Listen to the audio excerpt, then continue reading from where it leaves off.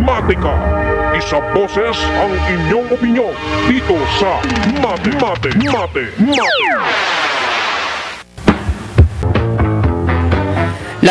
minuto, makalipas ang ika-6 ng gabi. Matika, isa boses ang inyong opinyon dito sa Mate.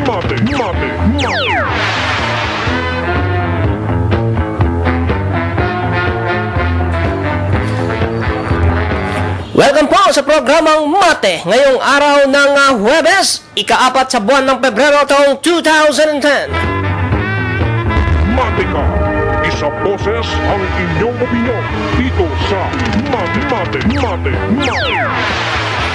At syempre ako pa rin po ang inyong lingkod, Sal Dilanon, na nag-imbita po sa inyo na sana'y samahan nyo kami ng aking katuwang ngayong gabi sa loob lamang po ng isang oras, alas 6 hanggang alas 7. Dito lamang po sa himpilang DZRJ 810 kHz sa inyong mga talapihitan. Ito po ang Radyo Bandido. Matika, isa boses ang inyong opinyon dito sa Mate.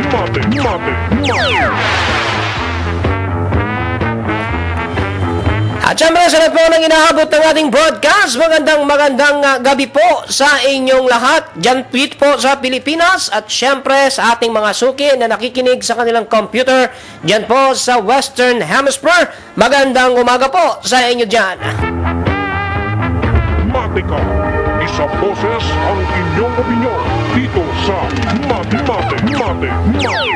Araw na naman po ng Huwebes, ito po ang ating segment na Exit Superhighway from Poverty. At syempre katuwang natin sa segment na ito, ang spokesperson po ng American for a Better Philippines, walang iba kung hindi si Engineer Art B. Uy. Engineer, magandang gabi siya. Good evening, Zaldi. Good evening, Albert. Thanks for having me. And of course, good evening, everybody. Okay, at syempre, sa kabila ng kanilang matiwasay, mapayapa at maunlad na pamumuhay sa Estados Unidos, ay patuloy pa rin pong dito sa Pilipinas ang kanilang puso't kaisipan. At syempre, makikita po natin yan sa pamamagitan po ng patuloy na pakikiisa sa ating programa ng tagapagsalita po ng Filipino Americans for a Better Philippines na si Engineer Art Uy, at ibinabahagi po nila ang mga maaari po nilang may bahagi sa atin upang masolusyonan ang kahirapang patuloy na bumabagabag sa ating bansa. Bueno, bumati na po si Engineer sa inyo kanina at syempre tamang-tama po ang ikalawang linggo ay ng buwan ng Pebrero ay idinideklara pong bilang National Awareness Week for the Prevention of Child Sexual Abuse and Exploitation, no?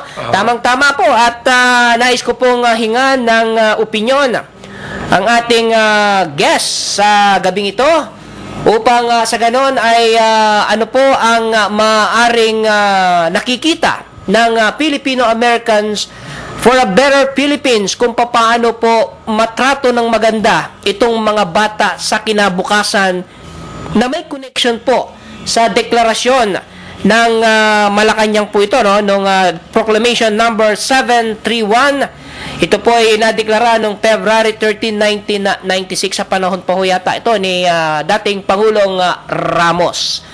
Okay.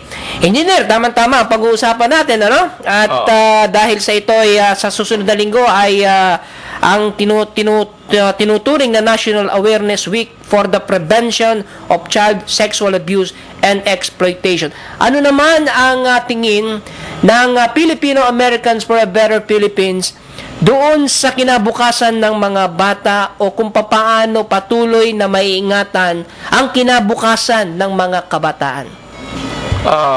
Ang malaking naobserbahan namin dun sa diferensya dito tsaka dun sa Amerika na napansin namin na malakas na ang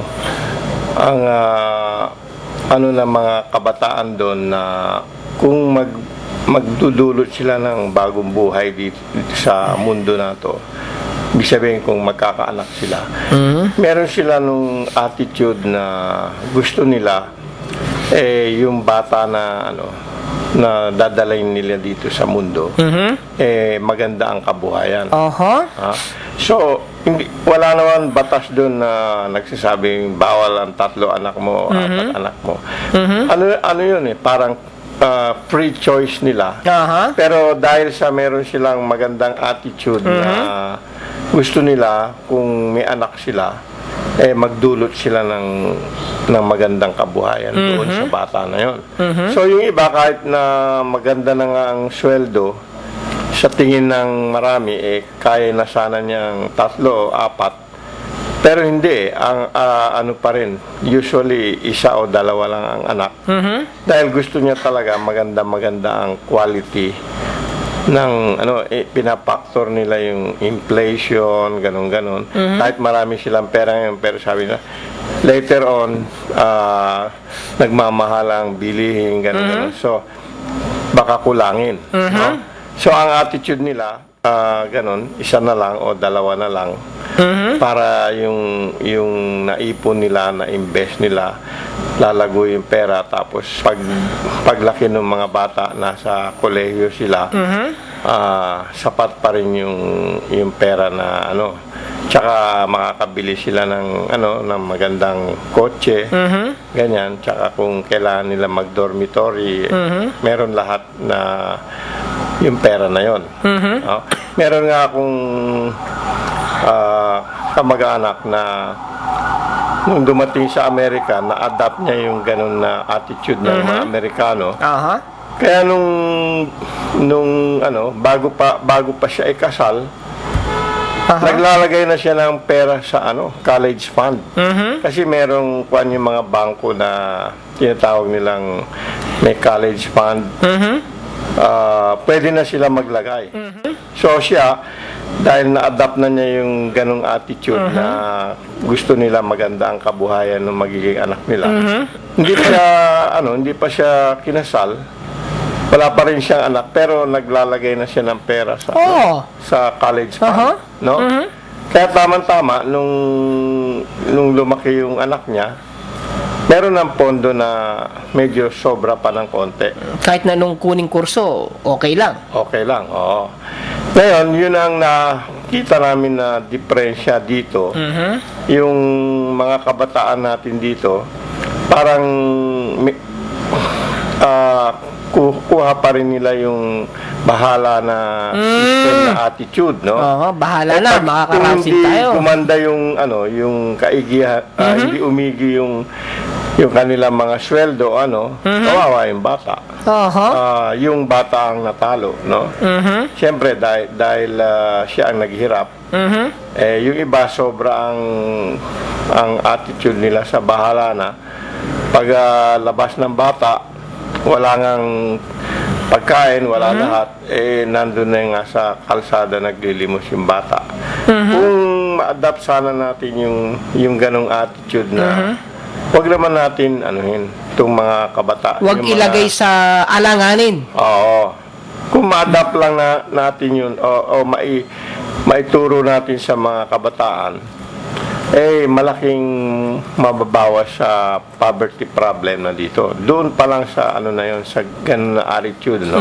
Iba pa yung ginagawa natin ngayon na ipalakas yung batas sa child endangerment, sa child endangerment, tsaka yung deadbeat dad, tsaka yung ibang mga idolizing na mga premyo para sa mga example na mga magulang.